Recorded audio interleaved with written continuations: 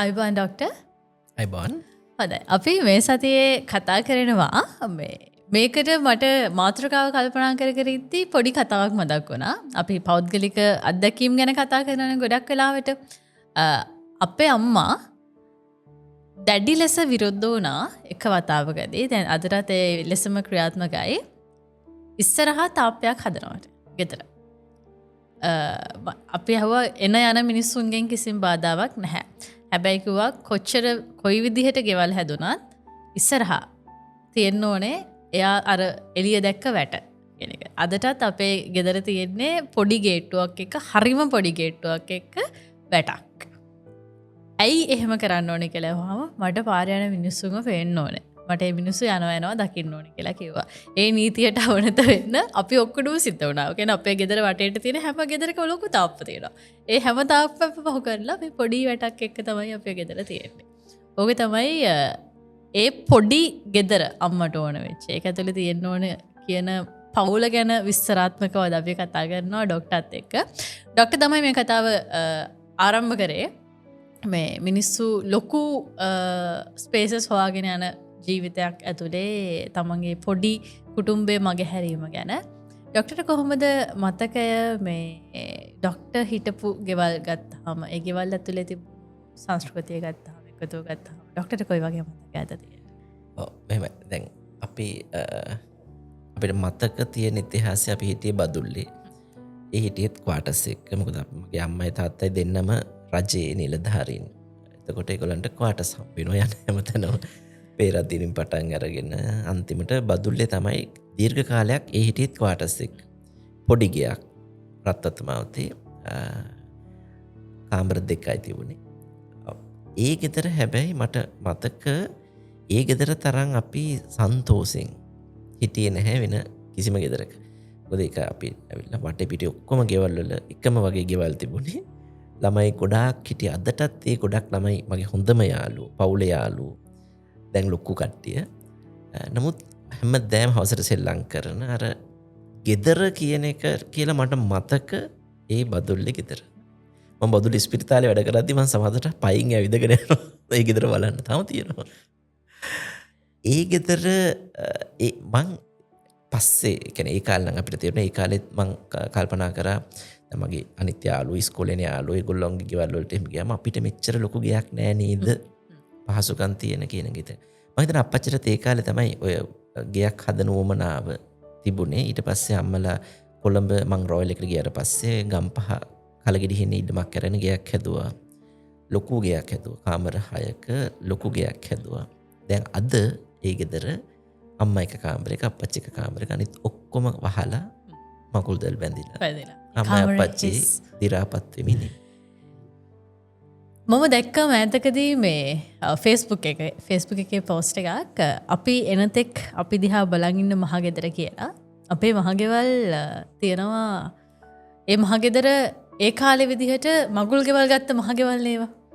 මගුල් ගෙවල් ගන්න හදපු මහගෙවල්නේ. එතකොට ඩොක්ටර් හිතා ගන්න පුළුවන් කොච්චර ලොකුවට අපි මිනිස්සු ගෙවල් හැදුවද කියලා. හැබැයි ගෙවල් වල හිටපු දූ දරුවෝ රටින් එළියට ගිහිල්ලා නැත්තම් ගමින් එළියට ගිහිල්ලා මොකක් හරි හේතුවක් හින්දා ඉතා කුඩා තමන්ගේ පුංචි කාමරවල අර තියෙන සුවඳ පිරුණු පුංචි කාමර කියලා වල ජීවත් වෙනවා.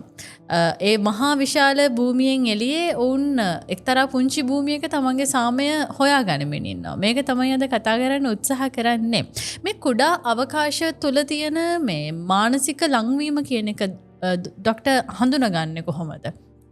ඔව් අපි දැන් ඇත්තටම අපි දන්න යථාර්ථය ඇතුලේ නෙමේ ලස්සන ලොකු ගෙවල් හදන එක පොඩි ට්‍රෙන්ඩ් එකක් වුණේ. දැන් අපේ අත්තම්මලා අත්තලගේ ගෙවල් ලොකු ගෙවල් මහා වතු තියෙන ඒ ගෙවල් ඊට පස්සේ අපි දන්න කාලේ තමයි මේ පොඩි පර්චස් 10 20 ගෙවල් කොටස් වල ලොකු ගෙවල් හදලා අර ඒ කියන්නේ තමන්ගේ පවුලට එච්චර අවශ්‍යද කියන එක දලා අර නිකන් ඩිස්ප්ලේ කිචන් දක්වා ආපු ගමනක් තියෙනවානේ. උයන්න කිචන් එකක් වෙනම තියෙනවා. ඩිස්ප්ලේ කිචන් එකක් වෙනම තියෙන තැනකටම ඇවිල්ලා තියෙනවා දැන් හදන. ඒ කියන්නේ අර ඒ ගෙදර කියන එක ජීවත් වෙන උපකරණයකට වඩා ප්‍රදර්ශනාත්මක උපකරණයක් බවට පත් වෙන එකක් මං හිතන්නේ මං ඒක තමයි මං හිතන්නේ මේ ඔය ගෙවල් හැදිල්ලේ ක්ලයිමැක්ස් එක කියලා මං හිතන්නේ. අර තට්ටු 4ක් විතර අදලා 4 වෙනි තට්ටුවේ පොඩි බාර් එකක් දානවා.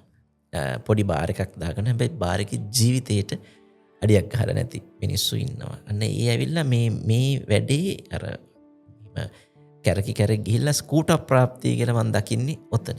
අවසාන වශයෙන් අර ලංකාවේ ආර්ථික අවපාතයත් එක්ක ඔය ගෙවල් වල හිටපු ගොඩක් කට්ටිය රටෙනුත් ගියා. දැන් ගිහිල්ලා ඔය අපි ඔය ප්‍රොපර්ටි විකුණන මේවා වල බැලුවොත් එහෙම ඒ වගේ ගෙවල් පුදුමාකාර තොගයක් විකුණන්න දාලා තියෙනවා. මේ වෙලාවේ අපි නිකන් කොළඹ පොඩි ඇනලිසිස් එකක් කරලා බැලුවොත් එහෙම ගෙවල් වල ඉන්න ගෙවල් වල අයිතිකාරයෝ නෙවෙයි. ඒ ගොඩක් ගෙවල් බිස්නස් පටන් අරන් තියෙනවා වෙන කවුරු හරි. විශේෂයෙන්ම කොළඹ 3 5 7 ඔය කොටස් වල ඒ ගෙවල් දැන් මිනිස්සු ජීවත් වෙන්නේ. ඒගොල්ලෝ කොහොමදත් ලංකාවෙන් එළියට ගිහිල්ලා නමුත් අර කොට්ටාව හෝමාගම මහරගම මාළඹේ අනිත් පැත්තෙන් ගම්පහ ඔය ඒකවලන්ගේ හදපු ගෙවල් වලත් දැන් වයසක අම්මයි තාත්තයි හෝ අම්මා පමණක් හෝ තාත්තා පමණක් ජීවත් වෙනවා. තව දුරටත් ළමයි ඒ වගේ ජීවත් වෙන්නේ නැහැ. මොකද ළමයින්ගේ හීන ඇතුලේ ඒ ගෙදර ජීවත් වීම දැන් නැහැ. දැන් ඒ ළමයින්ගේ ජීවිත අම්මලා මොන බලාපොරොත්තු සහගතව හැදුවත් ඒගොල්ලෝ ඕස්ට්‍රේලියාවේ එංගලන්තේ දැන් මෙල්බර්න් වල සිඩ්නි වල පුංචි ගෙවල් වල ජීවත් වෙනවා. ඒ කියන්නේ මෙහෙමයි එක්කෙනෙක්ට තර්ක කරන්න පුළුවන් නෑ අපේ මහගෙදර තමයි අපේ ජීවිතයේ තියෙන තැන කියලා. ඒක ඇත්ත. නමුත් ඒ මහගෙදර ඔබට යන තැනට අරගෙන යන්න බෑනේ. ඒක එක තැනක තියෙනවා. ඒ කතාව අපි මේ කතා කරන්නේ. ඩොක්ටර් මේ ගෙදර කියන එක හඳුනාගත්තේ කොහොමද? ඒ කියන්නේ ඩොක්ටර් හරිම දැන් අපි කලිනුත් එක කතාවකදීත් කතා කළා මේ කොළඹට ඇවිල්ලා අවුරුදු 42කින් නිවස අරගත්තට පස්සේ ඒක ඇතුලේ අපිට අපිව පේන විදිහට තමයි ඉන්නේ. මිනිස්සෙක්ට තියෙනවනේ Taman ජීවත් වෙන තැන ගැන පික්චර් එකක් ඔළුවේ හැදෙන නිර්වචනයක්. ඩොක්ටර්ගේ ඔළුවේ ඇඳිච්ච ගෙදර නිර්වචනය මොකක්ද? ඒක ඇත්තටම මගේ පොඩි කාලේ අත්දැකීමත් එක්ක. ඒ කියන්නේ මගේ අම්මා අප්පච්චි ආදරය කරලා නෙමෙයි දෙන්න ඇඳලා තියෙන්නේ. අර යෝජිත විවාහයක්. ඉතින් අම්මගේ අප්පච්චි අපි තාම හොඳට අපි ගැන බලපු දෙන්නෙක්. නමුත් අර ඒ දෙන්නාගේ ජීවිතේ ජීවත් වෙන්න විදිහ දිහා බලපුවාම හසට පොළොව වගේ දෙන්නෙක් අර ළමයි නිසාම එකතු වෙලා ඉන්නවා ඇරුණකොට මම ඒ ජීවිතය ඇතුලේ මහා ප්‍රේමයක් දැක්කේ නෑ. ඉතින් මං ඒක අර පොඩ්ඩක් තේරෙන කාලෙත් මං අමරන අම්මේ මම නම් කසාද බඳින්න ඕන කවදා හරි ආදරය කරලා. කියන්නේ අපිට දැනෙන දේ කියන්නේ අර අප්පච්චි සිගරට් බොන්න පුරුදු වෙලා හිටියේ. අම්මායි අපි ගේ ඇතුලේ පෙළපාලිත් යනවා සිගරට් බීලා. ඉතින් මට පස්සේ කාලෙක තේරිච්ච දේවල් තමයි මේක කොච්චර වැරදිද මේ මනුස්සයට අපි කරපු දේ. මොකද සිගරට් බොනවා කියන එක තමන්ගේ පුද්ගලික තෝරා ගැනීම. අපච්චි කවදාවත් අපිට පේන සිගරට් එකක් බීලා නැහැ. කිසිත් දවසක බීලා නැහැ. එහෙමනම් ඇයි අපි එහෙම කරේ කියන කාරණාව. එතන සෞඛ්‍යමය කාරණාවකට එහා ගිය දෙයක් තිබුණා කියලා මං හිතනවා. ඉතින් එහෙම නොවෙන්න ජීවත් වෙන්න ඕන කියන එක අර ඒ නෙගටිව් එක්ස්පීරියන්ස් එක මම හැමතිස්සෙම ගත්තේ මම ජීවත් වෙන්න ඕනේ මෙහෙමයි. ඊළඟට අපේ අප්පච්චි අපිට අවශ්‍ය සියලු දේ සම්පාදනය කරලා දුන්නත් අපි වෙනුවෙන් තමන්ගේ මුළු ජීවිතේම කැප කරත් අප්පච්චි අපිත් එක්ක කනෙක්ට් වෙන්නේ නැහැ. කතා කරන්නේ. හැංගීම් තමන්ට තියාගෙන ඉන්න මිනිස්සෙක්. ඉතින් මං හිතුවා නෑ මම මගේ ළමයින්ට කතා කරන්න ඕන. ඒගොල්ලන්ට ඇහුම්කන් දෙන්න ඕන. අර මට ඇහුම්කන් නොදුන්නු අප්පච්චිත් එක්ක මට කිසිම එකක් නැහැ. නමුත් මම ඒක එහෙම නොවිය යුතුයි කියන තැන මම හිටියා. ඉතින් එහෙම මට පොඩි කාලේ දැනෙච්ච තැන තිබුණා. ඒ කියන්නේ ඒ නිසා මොකද නමුත් ඒක අපි තේරුම් ගන්න ඕන. ඒ කාලේ මගේ අම්මයි අප්පච්චි ජීවත් වෙච්ච පරිසරයත් එක්ක ආර්ථික සමාජ පරිසරයත් එක්ක ඒගොල්ලන්ගේ ජීවිතේ විසඳ ගන්න තිබ්බ ප්‍රශ්නත් එක්ක මේවා බොහොම පරිදියේ ප්‍රශ්න. ඒකයි වැඩි. අපිට ඒවා එහෙම වෙන නිසා අපිට අනිත් දේවල් ගැන ටිකක් හිතන්න පුළුවන්. ඒ නිසා මම අර ඒක අර ඒ නෙගටිව් එක මම පොසිටිව්ලි හැමතිස්සෙම මම හිතුවා අපි අර එකට ඉන්න ඕන. එකට යන්න ඕන යන තැනක. විනෝදයක් ගෙදර ඇතුලේ තියාගන්න ඕන කියන එක මම තරේ විශ්වාස කරනවා. මම ඔයාලට පුංචි උදාහරණයක් කියන්න. මම එංගලන්තේ අපි යනකොට මගේ විදේශ පුහුණුවට ගොඩක්ලා ඩොක්ටර්ස්ලා කරන දෙයක් තමයි ඒගොල්ලෝ තමන් ඉස්සෙල්ලා ගිහිල්ලා සෙටල් වෙලා ගයක් හොයාගෙන යනවා. ඒක තමයි ක්‍රමේ. හැබැයි මං ආස නැහැ එහෙම. මම මගේ යාළුවෙක් හිටියා තිසරණේ කියලා. ඒත් බදුල්ලේ අර අපි ඉස්සෙල් සෙල්ලම් කරපු යාළුවෙක්. තිසරණේ මං කතා කරලා කිව්වා මේ මචං අපි එනවා UK අපිට ගයක් හොයලා දෙන්න ඕන. ඇත්තටම මනී ප්‍රෙග්නන්ට් එතකොට. හැබැයි මම මනී ප්‍රෙග්නන්ට් කියලා තිසරණට කිව්වේ නැහැ.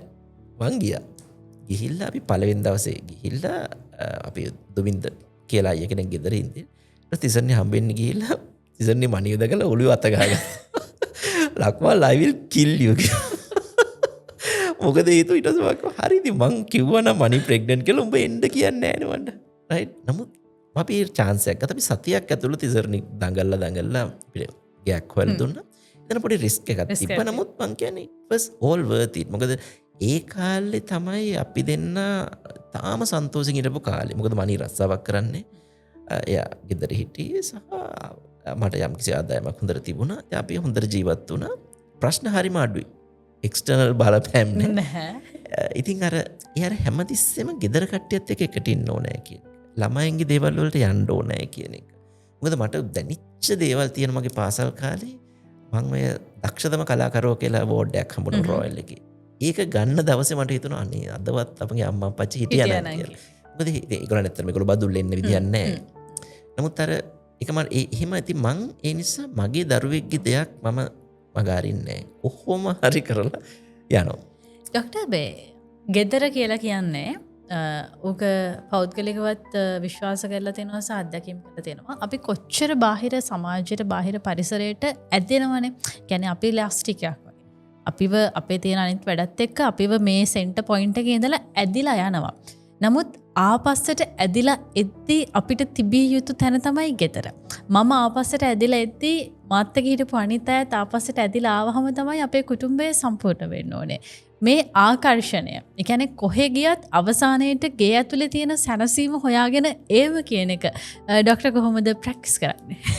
ඒක ප්‍රැක්ටිස් කරන්න දෙන්නේ 100% එහෙමයි. ඒක තමයි වෙන්නේ. අපි මේ ළඟදී ටුවර් එකක් ගිහිල්ලා එද්දී මං එයාපෝට් එකේ එළියට ඇවිල්ලා මනී කියනකොට මනී දන්නවා.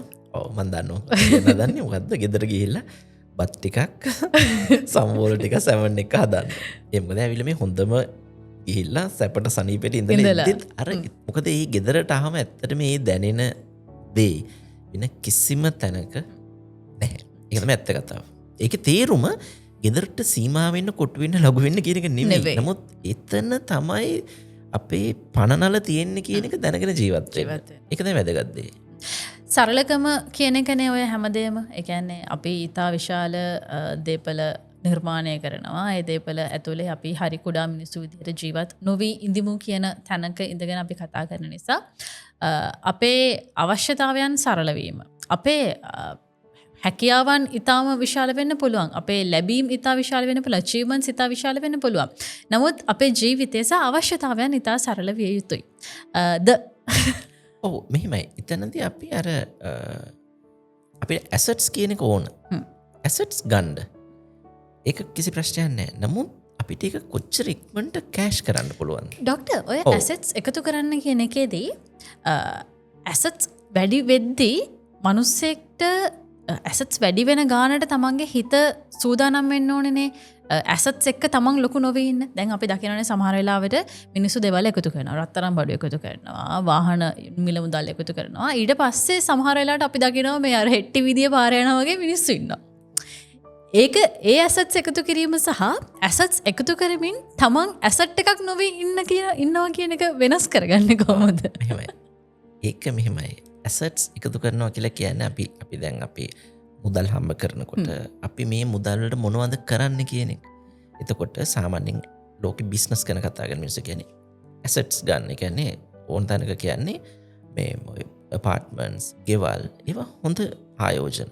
අපිට පාර්ටම් බැරි වෙන්න පුළුවන්. නමුත් මාස 2-3ක් ඇතුළත හරි අපිට ඒක කෑෂ් කරගන්න පුළුවන්. කියන්නේ හැමතිස්සෙම මුදලේ යගේ වැඩි වෙනවා. කියන්නේ ගෙදරක හෝ ඇපාර්ට්මන්ට් එකක හෝ මුදලේ යගේ වැඩි වෙනවා. ඒ නිසා ඒක අර මේ ජීවත් වෙන්න හදන තැන නෙමෙයි Tamanට ඉඩම් කැල්ලක් කරන් දාපු එක ඒ කාලේ වුණත් හොඳ ආයෝජනයක්. දැන් ඒක සරලයි. අන්න ඒ නිසා assets ගන්න. ඒකේ ප්‍රශ්නයක් නැහැ. නමුත් අර Taman ජීවත් වෙන නිවස asset එකක් කරන්න හදන්න එපා. ඒකෙදි ප්‍රයොරිටි එක දෙන්න ජීවත් වෙන්න. මම කියන එක තේරෙන්න ඕන. ජීවත් වෙන එකයි එතනදී ප්‍රයොරිටි එක වෙන්න ඕන. ජීවත් වෙන්න නැතුව වෙන මොනවා තිබුණත් වැඩක් නැහැ නේ. අනිත්‍යව තිබ්බතින් තමන්ට ජීවත්වෙන මුදල් ඕන අපිට හදිසියක් වුණොත් කෑෂ් කරගන්න ඇසට් එකක් තියෙන හොඳයි ඒක කිසි ප්‍රශ්නයක් නෑ නමුත් අර තමන් හදන ජීවත් වෙන්න හදන ගෙදර මහා ලොකුවට හදාගෙන ඒක ඇතුලේ ජීවත් වෙන තමන්ට බර්ඩන් එකක් කරනවා ඒක මේන්ටේන් මොකද පිට තැනක් නා අපිට කවුරු දාලා ඒක මේන්ටේන් කරවන්න පුළුවන් නමුත් අර ජීවත් වෙන තැන එහෙම බෑනේ ඒ නිසා අර මේ අන්න එතන ඒ කියන්නේ අර හැමතිස්සෙම පොඩි හැම කියන්නේ අපි ওই බිස්නස් ගැන අනිත් දේවල් ගැන අධ්‍යාපනය ගැන ලොකුවට කතා කරනවා කියම මේ ගෙදරක ජීවත් වීම පවුලක ජීවත් වීම ගැන ඇක්ටිව්ලි හිතන්න. එතනදී මොකන්ද කියන්නේ අපේ දරුවන්ගේ මානසිකත්වය බිරිඳගේ ස්වාමිපුරුෂයාගේ මානසිකත්වය අපේ පවුලේ දියුණුව අපි කොහොමද වඩාම හොඳ තැනකට එන්නේ කියන එක කල්පනා කරනකොට හදලා ගයක් හදන්න. මොකද ඒක නිව එන්ඩින් ප්‍රෝසෙස් එකක් කරගන්න එපා ගේ හදන එක අපේ අප්පච්චිලට එහෙම උනේ පව් විදිහේ මිනිස්සු ඇත්තටම අපිට ආදරේට ඒගොල්ලෝ හිතුවා අපි තුන් දෙනා ලොකු වෙලා කාමර තුනක ඉඳී කියලා. ඒ කියන්නේ අප්පච්චි කොච්චර හිතුවද කියනවනම් මට ඩෙන්ටල් ක්ලිනික් එකක් දාන්නත් පවා වෙනම කාමරයක් හැදුවා. එළියෙන් දොරක් දාලා. එච්චරකට කල්පනා කරා. නමුත් ඇත්ත කතාව ඇත්ත ජීවිතේදී එහෙම වෙන්නේ අපි ජීවිතේ ඉස්සරහට යනවා. ඩොක්ටර් මේ අර එක තැනකදී කිව්වනේ මේ තමන් ජීවත් වෙන ස්පේස් එක කියන්නේ ඇසෙට්ස් ලොකුවට තියාගෙන අපි අර සමහරවල්ලාට හරිය පුදුම වෙනවා නේද? ඉතා විශාල මිනිස්සු දැකලා මේ මිනිස්සු ඉතා පුංචි වාහනවල එහෙම නැත්නම් මෙච්චර ලොකු බිස්නස් එකක් තියලා මෙච්චර ලොකු දේවල් හම්බ කරලා මේ මිනිස්සු හරි සරල ජීවිතයක් ගෙවන්නේ කියලා. සමහරවල්ලාට මිනිස්සු ඔකට කට කැඩිච්ච විදිහට කියනවා හම්බ කරාට කන්න පිර නැහැ කියලා. ඒක නෙවෙයි. සමහරවල්ලාට මිනිස්සු ඉතාම හොඳින් තේරුම් අරගෙන තමන්ගේ ජීවිතේ ජීවත් විය යුතු වටපිටාව සහ ප්‍රමාණය පිළිබඳව තේරුම් අරගෙන තමන් ජීවත් වෙන්න ඉතා පුංචි තැනක හරිම පිළිවෙලට හරිම නිදහස්ව වෙන්න පුළුවන්. ඒක අපි තේරුම් ගන්න ඕනේ. ඕක මම හොඳටම දැකලා තියෙනවා අර ගොඩක් වෙලාවට මේ සරලකම ගැන කතා කරද්දිත් අනිත් පැත්තට කියන එකක් තමයි. ඔච්චර හම්බ කරනවා නම් ඇයි කන්නේ බොන්නේ නැත්තේ? ඇයි අඳින්නේ පළඳින්නේ නැත්තේ? ඒක නෙමෙයි මේ කතා කරන්නේ. නෑ. ඒක හරි. ඒක තමන් හොඳට හම්බ කරලා හොඳට ජීවත් වෙන්න, එවිදින්න, හොඳට අඳින්න. ඒක කිසි ගැටලුවක් නෑ. නමුත් අර ප්‍රදර්ශනාත්මක යන්න ඒ කියන්නේ තමන්ට හොඳ ඇඳුමක් අඳින්න ඕන නම් අඳින්න. වෙන කෙනෙක් වෙනුවෙන් නෙමෙයි. ගේ හදන එකත් අපේ අර ගෙදර මාතෘකත් වෙන කට්ටිය වෙනුවෙන් ගෙවල් හදන්නේ. මොකද දැන් මම අපේ අපාර්ට්මන්ට් එක මම මේවා කරද්දි මම සමහර යාළුවන්ට තියෙන මචං දැන් කවුරු හරි ආවොත් ඉන්නේ කොහෙද? මම කවුරු හරි ආවොත් ඒගොල්ලන්ව මම එළියේදී එන්ටර්ටේන් කරනවා. ඒගොල්ලන් කොහේ හරි එක්කන් ගිහලා හොටෙල් එකකදී අපි කතා බහ කරලා ඒගොල්ලෝ යනවා. මොකද හේතුව ඒක කොච්චර මානසික නිදහසක්ද කියලා මම දන්නේ. ඉස්සර අපි අර ලොකු ගෙදරක ඉඳද්දී අපේ ගෙදරට කට්ටියක් ඇවිල්ලා පාටි එකක් දාලා ගියාට පස්සේ අනේ අම්මගේ මනි අර ඔක්කොමලා ගියාට පස්සෙත් මේ මාස්පස් කරනවා. එයාට ඒකේ පාටිය නෑ ඊට පස්සේ පෝස්ට් පාටි කොම්ප්ලිකේෂන්ස් තමයි තියෙන්නේ. දැන් අපි බලුවොත් මේ අවුරුදු දවස්වල අම්මා කොච්චර ඉව්වද? අම්මා කොච්චර බලන්න හේදුවද? කී දෙනෙක්ට කන්න දුන්නද? කන්න දෙන එක සතුට වෙන්න පුළුවන්. නමුත් ඒ මහන්සිය සහ ඒක ඒ පරම්පරාව විදිනා වෙන්න පුළුවන්. හැම පරම්පරාවක්ම එක විදිහට ඒක නොවිදිනා වෙන්න පුළුවන්. නඩත්තුව ගැන කතා කරද්දී ડોක්ටර් කොහොමද ඔය ලිවිං ස්පේස් එක ඊටාම කුඩා කිරීම හරහා නඩත්තුව කියන එකේ සහනෙ විඳ දරාගත්තේ? ඒක නඩත්තුරත් වඩා අපේ නම් මගේ තියෙන ලොකුම දෙයක් තමයි රීසයිකල් කරනවා. කියන්නේ ගෙදරට අනවශ්‍ය කිසිම දෙයක් ගෙදරට ගේන්නේ. ඒ කියන්නේ අපේ අපාර්ට්මන්ට් එක අපි ඩිසයින් කරද්දී ආකිටෙක්ට් කෙනෙක් ඩිසයින් කරේ මම එයාට කිව්වා මල්ලි මට මෙන්න මේ රික්වයර්මන්ට්ස් ටික තමයි අවශ්‍ය. පුතාගේ ස්පෝර්ට්ස් බෑග්ස් ටික තියන්නත් ස්පේස් එක හදන්න. කිසිම ගෘහ භාණ්ඩයක් පිටින් ගෙනාවේ නැහැ. සියලුම දේ හැදුවා ඒකට ගැලපෙන විදිහට. අදටත් වෙන කිසිම තැනක අනවශ්‍ය බඩුවක් එළියේ තියෙන්නේ නැහැ. ඒ ගෘහ භාණ්ඩ පිටින් නොගැනීම සහ අවශ්‍ය විදිහට හදා ගැනීම කියන එක ලංකාව ඇතුළේ ඉතාම පැහැදිලිව පහසුවෙන් කරන්න පුළුවන් තත්ත්වයක් තියෙනවා. තාම පහසුවෙන් දැන් ඕන තරම් ඉන්න ප්‍රොවයිඩර්ස්ලා. ඒ කියන්නේ මොකද ඒක තමයි වෙන්න ඕන. එතකොට අර මොකද අපි නොගැලපෙන ගෘහ භාණ්ඩයක් ගෙදරක මැදට ගෙනලා තියාගත්තට පස්සේ ඒකට ගැලපෙන්න අනිත් ඔක්කොම හරි ගන්න ඕනේ. ඒ නිසා අර මේව තමයි අර ડોක්ටර් මට ඒක හරි බලන්න. මට ඒක තව ටිකක් කියව ගන්න. ඒ කියන්නේ අපි බඩු පුරවනවා. අපි දැන් එහා ගෙදරින් පුටුසෙට එකක් ගෙනාවොත් එහෙම අර ඉස්සර තිබුණේ කවිච්චි කියලා එහෙම කතා අනිත් ගෙදරින් අනිවාර්යෙන් එකක් ගේනවා. අවශ්‍ය වුණත් නැතත් ගේනවා. කොච්චර ලොකුද පොඩිද කියලා හිතන්නේ නැහැ තමන්ගේ සාලේ. දැන් වුණත් අපි ගමකට බහැලා බැලුවොත් එහෙම ගම්මානවල ඔය කතන්දරේ උමුණට වඩා තියෙනවනේ. අර ගෙදර තින්ත ගන්න පටන් ගත්තොත් මේ ගෙදර තින්ත ටික අනිවාර්යෙන් ගෑවෙනවා. අර ගෙදර ඉස්සුවොත් ස්ලැබ් එකක් දාලා මේ ගෙදර ඉස්සෙනවා. ඕකත් එක්ක ඔය ගෘහ භාණ්ඩ කතන්දරේ. ගෙවල් ඇතුළ පුරවා ගැනීම කියන එක ડોක්ටර් කොහොමද ප්ලෑන් කරගත්තේ? අවශ්‍යතාවයට පමණයි. අවශ්‍ය හැම දෙයකටම ඉඩ හැදුවා. හරි. එච්චරයි. අනවශ්‍ය කිසිම දෙයකට ඉඩක් නැහැ. ඔක තේරුම් ගන්න කොහොමද? කියව ගන්න කොහොමද? අවශ්‍යතාවය මෙන්න මේකම තමයි කියන එක. මට ඉන්න ළමයි 3 දෙනයි නෝනයි. නෝනටයි මට ඇඳුම් ටික තියාගන්න තැනක් තියෙන්න ඕන. මට මගේ පොත් ටික තියාගන්න තැනක් තියෙන්න ඕන. පුතාලගේ ඇඳුම් ටික තියාගන්න තැන තියෙන්න ඕන. ඒගොල්ලන්ගේ පොත් ටික තියාගන්න, ඒගොල්ලන්ට ස්ටඩි කරන්න තැනක් තියෙන්න ඕන. ඒගොල්ලන්ගේ ස්පෝර්ට්ස් බෝට් ටික තියාගන්න තැනක් තියෙන්න. එච්චරයි. ඉතින් ඒ ටික හැදුවා. ඒක හරි සරලයි. එතකොට වෙන කිසිම මට අපේ ගෙදර බිමක කිසිම දෙයක් අනවශ්‍ය දෙයක් නිකන් තියලා තියෙන්න බෑ. ඒක යන්න ඕන. අයින් කරන්න ඕන. ඇඳුම් වුණත් මං කියන්නේ යම් කිසි දවසක් ඇඳලා පස්සේ එහෙම නොකර ඉන්නේ අපේ නෝන විතරයි. අනිත් සියලුම කට්ටියගේ අලුත් ඇඳුමක් ආපු ගමන් පරණ ටික අයින් වෙනවා. රීසයිකල් කරන්න ඕනේ. ඒක පොඩි මේ ජීවන ක්‍රමවේදයක්. කියන්නේ අර you feel fresh all the time. අර පරණ ඇඳුම් දිගින් දිගට අඳින්න නැතුව ඇඳුම් ටික උනත් මාරු කරන්න ඕන. අර තමන් ඉන්න පරිසරය පිරිසුදුව ලස්සනට තියෙනකොට තමන් ඒක මහා ජීවිතේ හරි පොසිටිව්. ඒක මම අර අහලා තියෙනවා මේ US Navy Admiral කෙනෙක් කතාවක්. උදේට ගෙදර ඇඳ හදලා යන්න පුරුදු වෙනවා. ලෝකේ හදන්න කලින්. අපේ ලෝකේ හදන කට්ටිය සෑ රටවල් හදන කට්ටිය ඉන්නවනේ. හැබැයි යා කියනවා ගෙදර ඇඳ හදලා යන්න. මම අපේ පුතාලටත් කියලා තියෙන කිසි දවසක කොහෙවත් යන්න බෑ ඇඳ හදන්න නැතුව. වාගේ කාමරේ අද උදේ ඇඳ හදලා පොත් මේසෙ අස් කරලා එළියට යන්න ඕන. මොකද හේතුව ඔයා ගෙදරින් එළියට ගිහිල්ලා ගෙදරට එන්නේ හදපු ඇඳක් තියෙන කාමරයකට. ඒ ඇඳ හැදුවේ ඔයා. accomplishment එක තමන්ට තමන් ගැන පොඩි self worth එකක් පොඩි කාන්දර ළමයාගේ හිතේ build up වෙනවා. තමන් ගැන පොඩි වටිනකමක්. අපිට මහන්සි වෙලා එන මට නිදා ගන්න හදපු ඇඳක් තියෙනවා. ඒ ඇඳ හැදුවේ මම. සමහරුන් හිතන්න පුළුවන් මේ පොඩි උන්ට මොනවද නෑ මේක කරලා බලන්න. කරලා බලන්න කවදාවත් වර්ධින්නේ. ඩොක්ටර් දැන් අවසානයේට අපි ගත්තොත් එහෙම දැන් ලංකාව කියන රටේ අපි ඇහුවොත් එහෙම අවුරුදු 18ක විතර තරුණියකගෙන් මොකද්ද අවශ්‍යතාවය කියන එක තව අවුරුදු 5ක් විතර ඇතුළත එයාගේ මූලික අවශ්‍යතා කාණ්ඩයේ තියෙන්නේ බහුතරයක. හැමෝගෙම නෙමෙයි. ඒක දැන් වෙනස් වෙමින් තියෙනවා නම් ඊටාම සතුටුයි. වෙනස් වෙනවා කියලා අපිට පේනවත් එක්ක. නමුත් තවමත් වාහනයක් ගයක්. මේ මූලික අවශ්‍යතාවය අපිට උගන්නලටත් වඩා අපේ පරිසරයෙන්ම අපිට ලැබෙන දෙයක්. මෙතනින් නෙමෙයිද චේන්ජ් එක පටන් ගන්න ඕනේ. ඔව්. තමන්ගේ අවශ්‍යතාවය හැමෝම වෙනස්නේ. අපි කොහොමද යන්නේ අනිත් කෙනා පුරවන අවශ්‍යතාවයනොත් අපේ කියලා හිතාගෙන යන ගමනකනේ. ඒකට යන්න එපා. ඔයාට ඕන නම් කාර් එකක් හොයාගන්න. ඔයාට ඕන ගේ හදන්න. තමන්ට අවශ්‍ය දේ. තමන්ට ඒක අවශ්‍ය නම් තමන් මොනවා හරි කරලා ඒක කරගන්න. එතකොට තමයි තමන් තෘප්තිමත් වෙන්නේ. සහ මේ ඕකටම එකතු කරගන්න ඕනේ දැන් ලෝකේ වාතාවරණයන් රටේ වාතාවරණයන් කාලෙන් කාලයට වෙනස් වෙනවා. එතකොට ඇත්තටම අපි ජීවත් වීම සඳහා තෝරාගෙන තියෙන දේවල් වල දුරදක්නා නුවණින් අපි තෝරාගත දේවල් නිසා අපිට ලැබෙන වාසිය ගොඩක් වාහනයක් අපි තෝරගෙන තියෙනවා නම් අපි ජීවත් වෙන තෝරගෙන තියෙන තැන මේ හැම දෙයත් එක්කම අර කාලයත් එක්ක වෙනස් වෙද්දී එන වාසියක් තියෙනවා. ඩොක්ටර් ඒක එක්ස්පීරියන්ස් කරලා තියෙනවද? අනිවාර්යයෙන්. ඒ කියන්නේ අර මේ ඒ කියන්නේ තමන්ට කරන්න බැරි ඒවට ඉන්වෙස්ට් කරන්න එපා. ඒ කියන්නේ මගේ ලද හැටියට පුද කියලා අපේ අම්මා කියනවා. හරිද?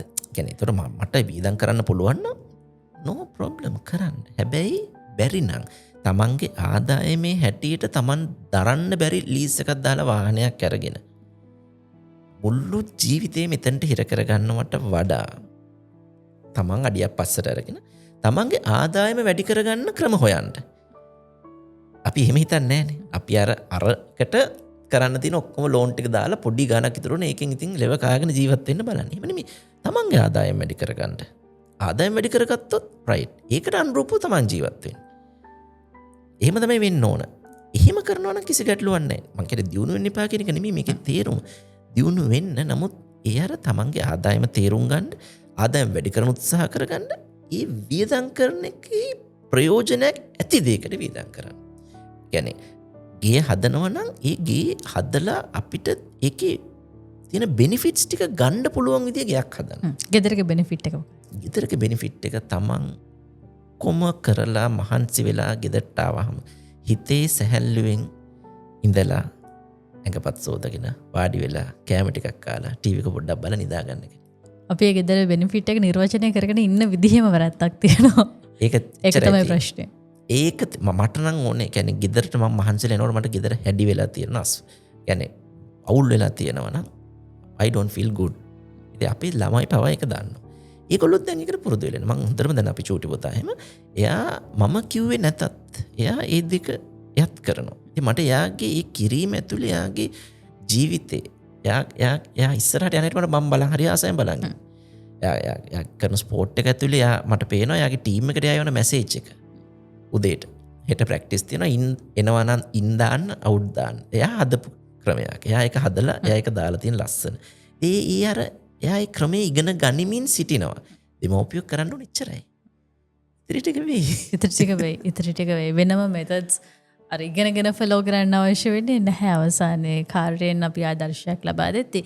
හොඳයි අපි කතා කළේ පුංචි ඉඩක ලොකුවට ජීවත් වෙන්න මිනිස්සු සූදානම් වීම කොච්චර මානසික නිදහසක් වේවිද අනාගතය කියන එක. මොකද මේක හරිම මේ මිනිසුන්ට මානසික වශයෙන් උගුල් සහ මේ බාධක ගොඩක් වැඩි ලෝකයක් සහ කාලයක්. ලොකු ගෙවල් ඇතුලේ ඉතාම හුදකලා විදිහට ජීවත් වෙන මිනිස්සු වෙනුවෙන් තමයි මේ කතාව. ડોක්ටර් මට අවසානයක් වෙනුවෙන් සාරාංශයක් ඉදිරිපත් කරන්න අවස්ථාවක් දෙන්න. මෙහෙමයි. ඉස්සරහට තමන් ගෙවල් හදන්න යනවා නම් ඉස්සෙල්ලම තමන් හිතන්න තමන්ට මොකද්ද ඕන කියලා. තමන් ජීවිතේ ජීවත් වෙන්න බලාපොරොත්තු වෙන ආස විදිය මොකද්ද කියලා. ඒකට ගැළපෙන ගෙයක් හදාගන්න. ඒ ගේ ඇතුලේ සන්තෝෂෙන් ජීවත් වෙන්න. ඒක තමයි ජීවිතේ වැදගත්ම දේ. මොන භෞතිකයන් තිබ්බත් ජීවිතේ ඇතුලේ සන්තෝෂෙ නැත්තම් මේකෙන් වැඩක් නෑ. ඒක තමයි මම නම් කියත්තේ බොහොම සරලව වැඩේ ඉවරයි එතන. ඉවර කරගන්න පුළුවන්.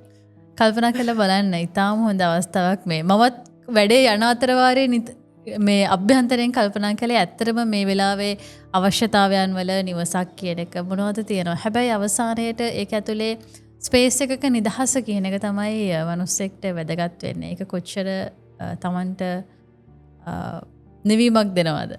ඒක තමයි අවසානයේට වැදගත් වෙන්නේ. ගේ ඇතුලේ නිවීම තියෙන්න ඕනේ. අපි ගිහින් එන්න. ඒ නිවීම හොයාගන්න සුබ දවසක්.